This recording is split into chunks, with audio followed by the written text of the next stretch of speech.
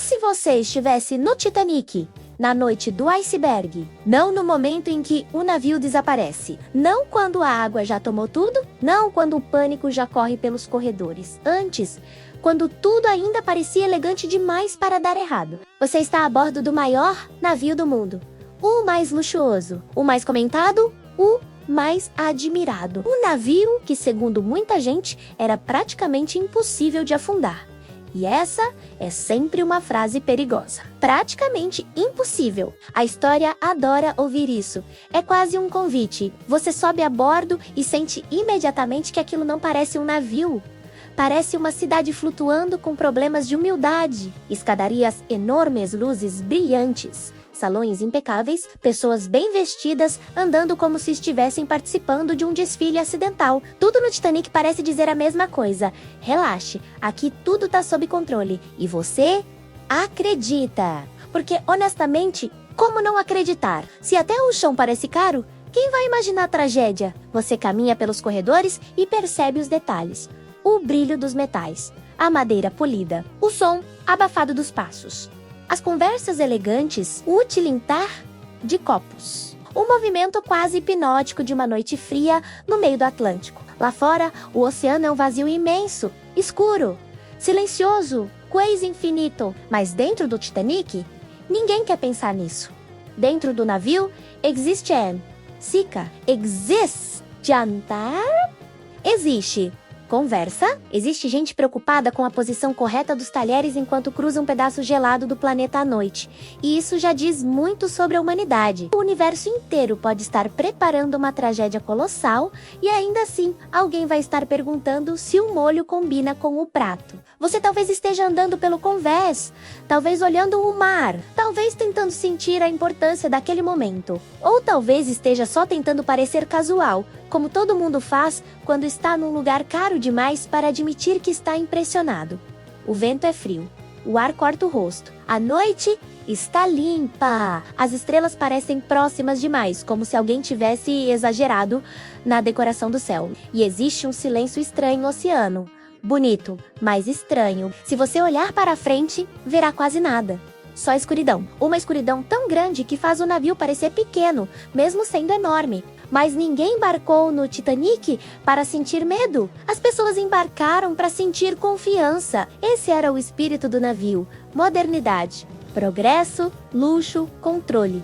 A ideia de que a engenharia finalmente tinha colocado ordem definitiva no caos. E, para ser justo, a engenharia realmente fez um navio impressionante. Só não fez um navio capaz de convencer um iceberg a colaborar. A noite avança. A vida segue dentro do Titanic como se o oceano fosse só uma paisagem obediente. Tem gente rindo, tem gente dançando, tem gente escrevendo cartas, tem gente dormindo, tem gente reclamando do frio, tem gente sonhando com a chegada, tem gente pensando na América, no futuro, nas oportunidades, nos encontros, nos recomeços. Esse é um detalhe que torna tudo mais pesado. O Titanic não carregava só passageiros, carregava expectativas, pessoas indo atrás de uma nova vida, pessoas celebrando riqueza, pessoas fugindo de algo, pessoas indo em direção a algo. Cada cabine guardava um pequeno universo particular. E, por algumas horas, todos esses universos acreditaram estar seguros. Você talvez sinta uma leve vibração do navio. Nada preocupante, apenas o pulso constante da máquina. Aquela sensação confortável de movimento. A ideia de que tudo está funcionando exatamente como deveria. E então, em algum ponto da noite, algo muda. Não de forma dramática, não com uma explosão, não com um aviso teatral, não com alguém surgindo correndo e gritando que o destino chegou. Não! Primeiro vem a sutileza, uma sensação estranha, um pequeno impacto, um arranhar quase delicado, como se o navio tivesse passado a mão numa parede gelada do mundo. É isso que assusta! Uma das tragédias mais famosas da história começa de um jeito quase discreto. Nada no primeiro instante parece compatível com o tamanho do desastre que virá. Você talvez pare por um segundo. Falta. Perceba que algumas pessoas também sentiram, outras nem notaram. Alguém franzindo a testa, alguém perguntando se foi alguma coisa? Alguém decidindo, com toda a confiança de quem não sabe de nada, que certamente não foi nada. Essa pessoa sempre existe. O ser humano tem uma habilidade especial de minimizar exatamente o problema que mais merece atenção. Você escuta murmúrios, passos, uma leve mudança no clima da conversa, mas ainda não há pânico, ainda não há compreensão. Ainda não há a palavra iceberg circulando como deveria. Há só a primeira rachadura na ilusão. E essa talvez seja a parte mais fascinante de qualquer grande tragédia. O intervalo entre o acontecimento e o entendimento. O momento em que a realidade já mudou, mas as pessoas ainda estão atrasadas em relação a ela. O Titanic já atingiu o iceberg, mas o Titanic por alguns minutos continua parecendo o Titanic. As luzes ainda estão acesas, os corredores ainda parecem organizados, os salões ainda têm elegância, o navio ainda sustenta a pose. E talvez seja por isso que tanta gente não reage logo, porque o perigo, quando chega bem vestido, é mais difícil de reconhecer. Você anda um pouco mais, talvez tente perguntar o que houve. Talvez encontre alguém que diga que foi só uma pequena colisão. Talvez veja um tripulante tentando manter a calma com o rosto de quem está fazendo um grande esforço para parecer menos preocupado do que está. Isso também é muito humano. Quando o problema é grande demais, a primeira reação costuma ser preservar a normalidade, como se manter a postura pudesse negociar com a catástrofe. Mas então, pequenos sinais começam a aparecer. Uma tensão no ar, uma movimentação diferente entre os funcionários, uma pressa contida, aquela energia estranha de lugar onde ninguém quer criar alarde, mas todo mundo já percebeu que alguma coisa saiu do roteiro. Você sente o frio aumentar, talvez porque saiu para olhar, talvez porque o próprio ambiente agora pareça mais frio por dentro, talvez porque o medo tem uma temperatura própria. No convés, a noite continua enorme. As estrelas continuam ali, o oceano continua indiferente. Esse é outro detalhe cruel. A natureza nunca parece nervosa, mesmo quando está destruindo seus planos. Você olha para o mar e talvez veja pedaços de gelo. Talvez ouça alguém finalmente dizer a palavra iceberg e ela entra no ar de um jeito pesado, curto, branco, definitivo. Iceberg. Agora, o cérebro começa a trabalhar mais rápido, mas ainda assim não trabalha rápido o suficiente. Porque iceberg sozinho ainda não significa desastre, significa problema, significa atraso, significa assustou, talvez dano, talvez uma história para contar depois. Ainda não parece o fim. E como culpar alguém? Você tá num navio gigantesco, uma obra-prima flutuante, cheio de compartimentos, tecnologia, segurança, luxo, um símbolo da confiança humana. Quem olha para algo assim e pensa assim, isto vai desaparecer no oceano esta noite?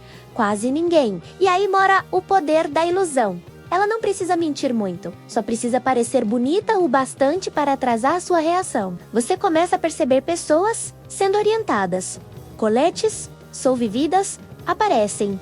O tom muda. A elegância da noite começa a perder espaço para a desorganização da verdade. E há algo quase surreal em ver pessoas colocando coletes sobre roupas formais. Porque a tragédia não pede licença para combinar com o figurino. Talvez você ainda tente racionalizar, talvez pense que é só precaução. Talvez imagine que entrar nos botes será apenas parte do protocolo. Talvez até ache estranho o excesso de cuidado. Isso acontece porque a mente humana odeia aceitar mudanças bruscas de realidade. Ela prefere traduzir o desastre em algo menor, mais compreensível, mais confortável, mas o navio está mudando pouco a pouco, de modo quase imperceptível no começo. Uma inclinação leve, uma sensação errada no piso, objetos que antes pareciam imóveis agora parecem pensar em escorregar. É nesse ponto que o corpo entende antes da cabeça. Tem alguma coisa muito errada. As pessoas começam a se mover de outro jeito. Aquelas que antes andavam agora apressam o passo. Aquelas que antes conversavam agora perguntam. Aquelas que antes sorriam agora procuram familiares, procuram explicações, procuram uma lógica que não chega. Então, o Titanic começa a deixar de ser cenário e passa a ser problema. A grandiosidade que antes encantava agora atrapalha. Corredores longos demais, escadas demais, pessoas demais, decisões demais, informações de menos. Em momentos assim, a arquitetura perde para o instinto. Você vê gente tentando manter a compostura, gente tentando ser racional, gente obedecendo, gente discutindo, gente negando, gente chongalando, gente ajudando, gente pensando nos outros, gente pensando só em si. Toda tragédia é também um espelho. Ela revela o melhor e o pior em velocidade absurda. E o mais impressionante é que o Titanic, mesmo afundando, ainda tenta parecer nobre, ainda iluminado, ainda imponente, ainda quase bonito, como se estivesse se recusando a admitir o próprio destino. Mas o oceano não negocia com beleza, nem com fama, nem com dinheiro, nem com engenharia orgulhosa. O oceano simplesmente espera. Você escuta ordens, vê botes sendo preparados. Recita porque entrar num bote pequeno no meio da noite congelante parece mais assustador do que ficar no navio enorme, que ainda parece, visualmente, mais seguro. E aqui está uma ironia quase cruel. Às vezes a única chance de sobreviver parece menos convincente que o perigo. O bote parece frágil, o navio parece sólido, mas nessa equação, a aparência já não vale nada. Talvez você olhe para trás uma última vez e veja o Titanic de um jeito que ninguém imaginava ver. Não como triunfo, mas como vulnerabilidade. E isso quebra alguma coisa por dentro, porque não é só um navio afundando, é uma certeza afundando junto. A certeza de que grandeza significa invencibilidade, a certeza de que progresso elimina fragilidade, a certeza de que o ser humano, quando constrói algo impressionante o bastante, finalmente controla o mundo. Não controla, nunca controlou completamente, só organiza melhor a própria ilusão. A noite agora está mais fria do que nunca. O ar dói, as vozes mudam, a urgência já não cabe em sussurros elegantes, o medo já não veste etiqueta. E você entende, talvez tarde demais, talvez a tempo, talvez num instante entre um passo e outro, que a vida muda sem pedir autorização. Num minuto você está num dos lugares mais luxuosos do planeta, no outro está negociando com o impossível em pleno Atlântico Norte. Essa virada brutal é o que faz a história do Titanic continuar tão viva, porque ela não é só sobre um navio, é sobre a arrogância humana, sobre confiança demais, sobre fragilidade demais, sobre como a linha entre conforto e caos pode ser absurdamente fina, e também sobre uma coisa ainda mais íntima, sobre como as pessoas vivem acreditando que o chão de hoje estará disponível amanhã, que os planos seguem, que o jantar continua, que o corredor continua iluminado, que o mundo, por educação, vai esperar você terminar seus projetos antes de mudar tudo.